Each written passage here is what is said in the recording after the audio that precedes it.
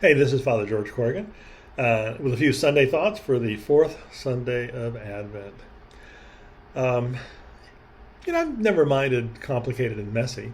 Well, life anyway. At least if it's one of those things that is a little bit of a puzzle, it gives you a little opportunity for imaginative solutions, creative solutions. But I liked it when I was younger. Now that I'm older, I gotta admit I'm sort of partial to the quiet and the uncomplicated.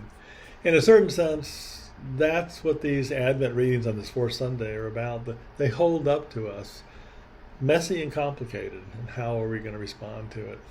It's a study of two people in God's plans. The first person probably needs a little bit of introduction for you. King Ahaz, the sixth king of Judea.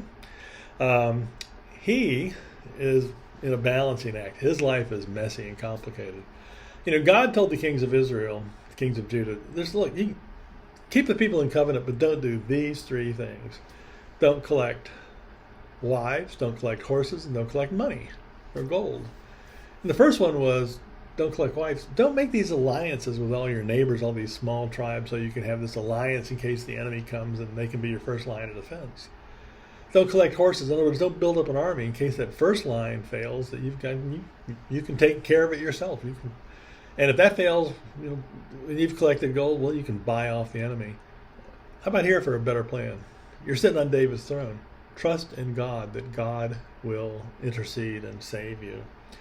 And that's what Isaiah is trying to say to King Ahaz. You've done all these things you weren't supposed to do, and now the Assyrians are at the gate. The Syrians are at the gate.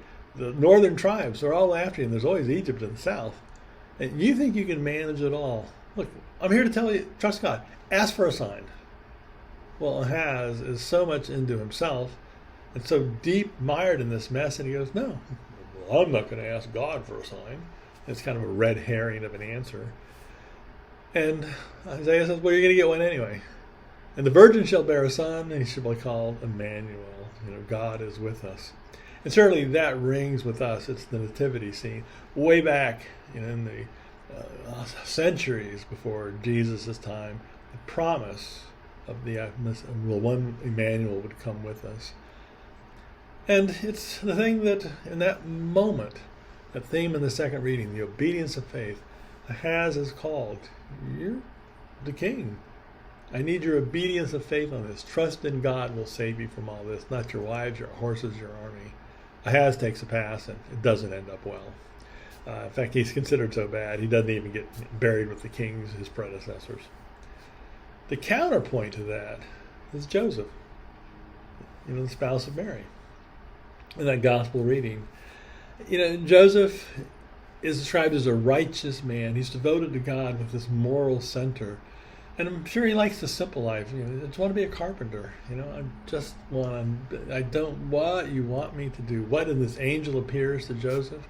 And he says, your fiance, oh, by the way, she's with child, not yours, but that's overcome by the Spirit.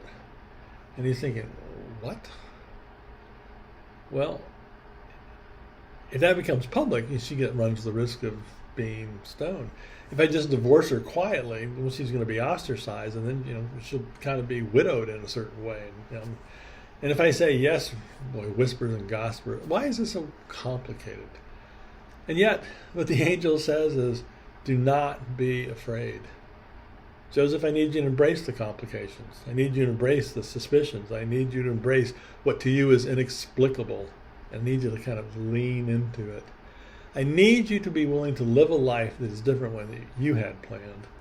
I need you to basically look anew at what holiness and faith really means lived out in life. And you're going to end up standing with the scandalous, the suspect. And you're going to learn to love someone far more than whatever plans that you had made. And to get that, you're going to have to go through the messiness, hold the precarious, the fragile, the vulnerable, what seems impossible, to embrace the mess, the complications, because that's exactly where the Messiah, Jesus, will be born, in the middle of complications. The complications of the King Herod's going to want to kill your son. You're going to have to escape to Egypt. And that's just the beginning of what's become complicated.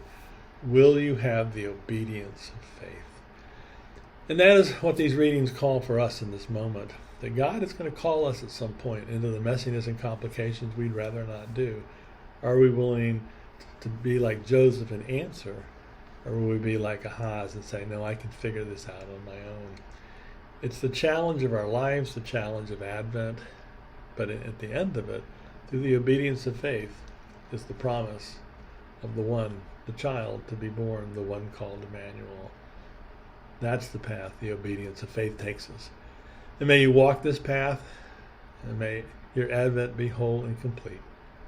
Amen.